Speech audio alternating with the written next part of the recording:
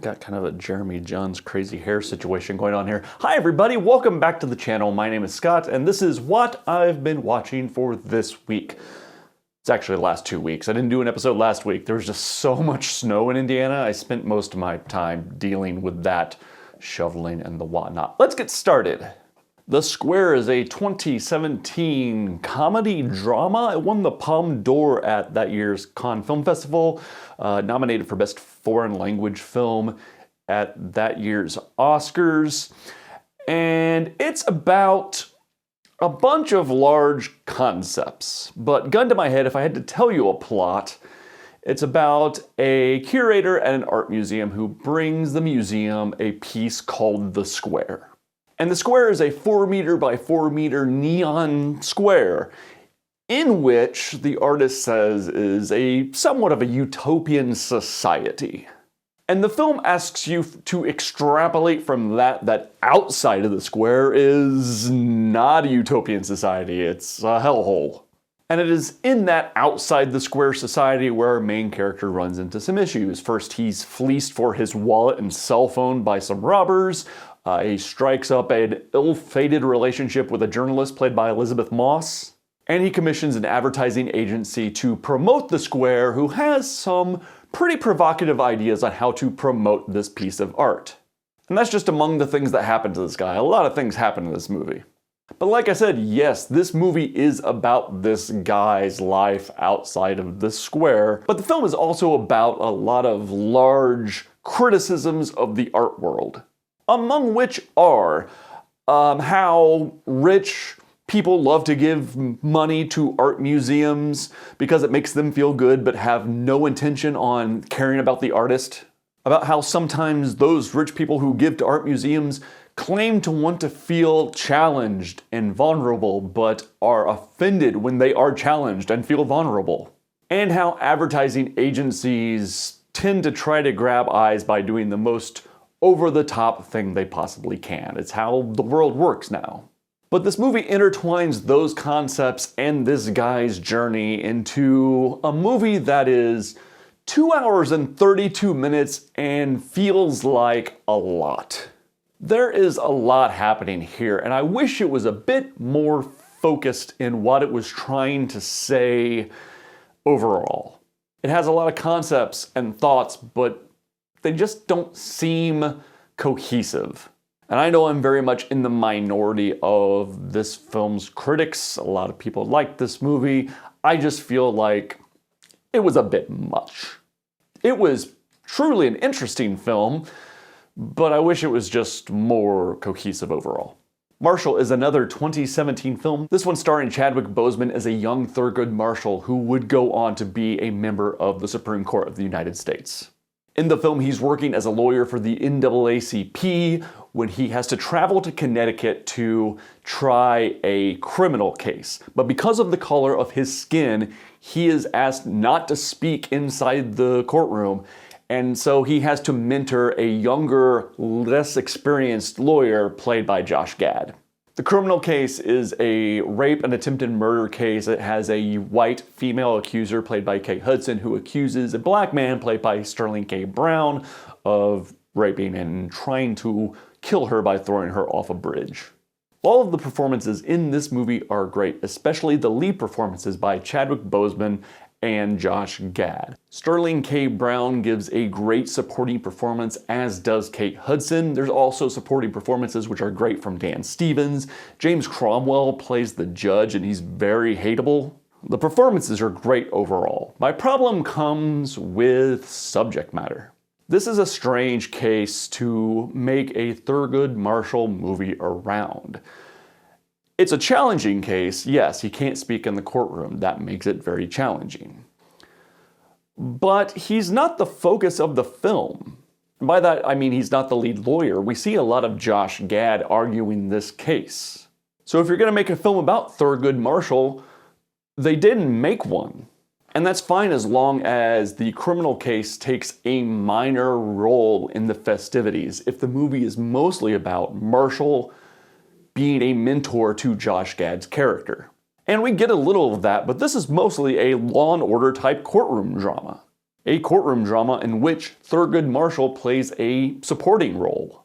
It's just a weird case to pick. It's not his first case, so he's not forming how he's going to argue cases, and it's not his last case, so he's not the fully fledged man that would come to the Supreme Court.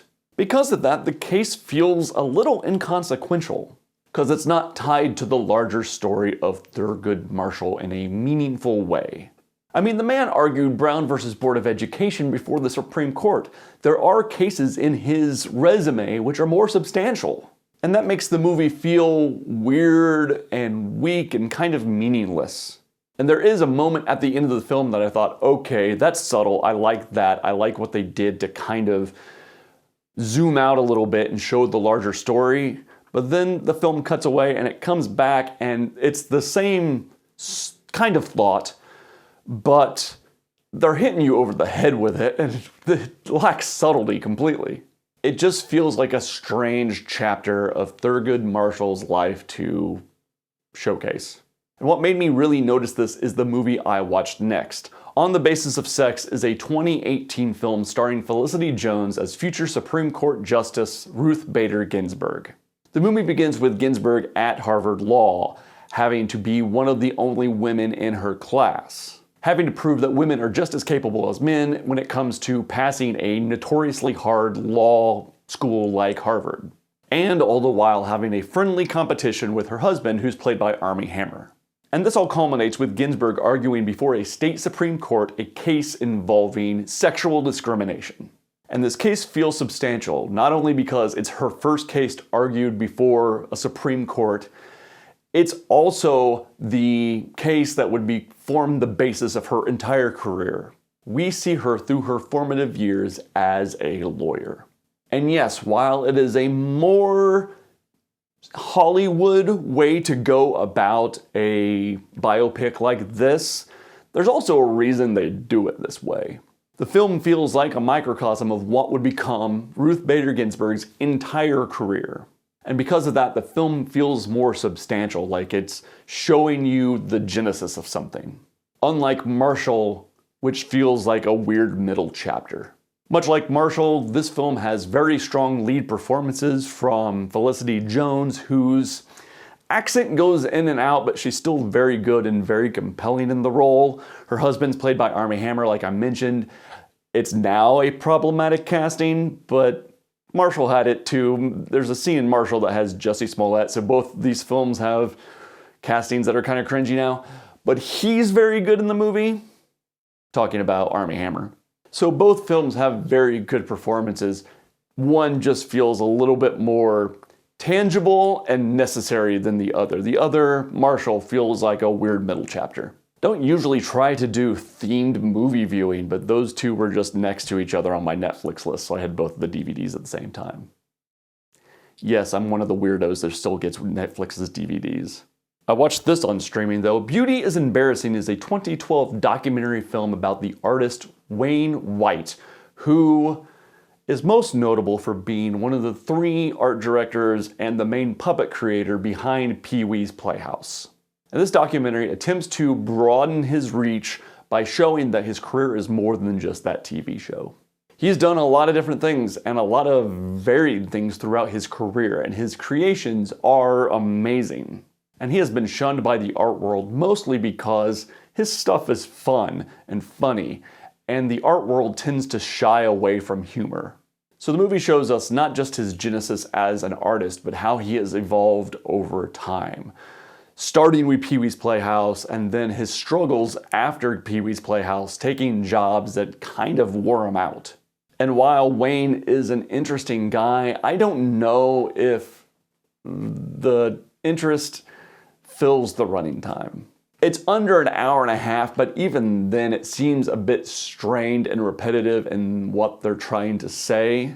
The most interesting parts of the film are the parts where they are tying his work into the stuff we might have seen. Like Pee-wee's Playhouse, he did the art direction for Riders in the Sky, he did stuff for the Smashing Pumpkins, he's done the stuff for Peter Gabriel. But that stuff is all interesting. When it gets outside of that is when it starts to get a little repetitive. We see him doing the same type of painting over and over, A lot of his work is finding paintings at a thrift store and then painting funny phrases over them. And we see him paint that same type of work many times throughout its running time. And that's where the movie's a little weaker. An interesting film, an interesting guy to make a film about, but a little long in its tooth. I swear I'm not making themes out of this, but we're staying in children's television with The Orange Years, a documentary film about the formation and early years of Nickelodeon. Full disclosure, I am part of the formative years of Nickelodeon. I am this movie's target audience. It is nostalgia-based. And also, full disclosure, I find the early years of Nickelodeon infinitely interesting. I actually own this book about the formative years of Nickelodeon, and it is great. It has stories that this documentary doesn't have, and vice versa. There's something about creating something that there's absolutely no blueprint for that makes me incredibly interested in this particular network's formative years. No one had done anything like this. There was no mold to break. They just did whatever felt right, and every step they took seemed like a home run. This movie contains interview footage of the people that were there, the executives behind the scenes, the people in front of the camera, to tell the story of this network as it evolved into the powerhouse it is today. But it mainly focuses on Nickelodeon from its inception to right before SpongeBob SquarePants became a thing, that golden years or the orange years of Nickelodeon. But this movie mainly focuses on the live action TV shows that Nickelodeon was producing and buying at the time, and some of the early Nicktoons like Rugrats, Doug, Rocko's Modern Life. And it has a kind of perfect 3-act structure, with the first act talking about the inception of Nickelodeon, the middle chunk of the movie going show by show through Nickelodeon's orange years and talking about how that show was different from anything else that was on TV at the time, and ending with Nicktoons and the closing of Nickelodeon Studios at Universal Studios in Orlando, Florida. This movie is not as deep as you can possibly go with some of these stories. There's some amazing stories that came out of Double Dare that are not included in this movie, but as a kicking off point as far as getting into the stories behind the stories, this movie's very well done and super entertaining. It was very, very good. But like I said, I'm biased because I just love this stuff. And finally, TV that I've been watching is pretty much the same stuff. I finished season 1 of Search Party, and while that show kind of came to the conclusion I thought it was coming to, it was a little inevitable, I still enjoyed it. I enjoyed hanging out with characters that I don't think you're supposed to enjoy hanging out with. I'm still knocking out The West Wing. The one show I have picked up is Mr. Robot, a show that I had not really heard a lot about. I'd heard it was good, but I hadn't heard anything about plot or anything like that. And I'm enjoying it so far. It took me about 3 or 4 episodes to really get into the plot. I'm really interested in the shooting style of the show. They use like a fourth of the screen for most of its close-ups and a lot of its action. It's a very strange shooting style, and I'm waiting to get further into the series to see if there's a purpose for that outside of just feeling very alien and strange. I'm very much looking forward to continuing that show in the coming weeks. Thank you everyone for watching. I will see you next week. I'm running out of battery power. Bye!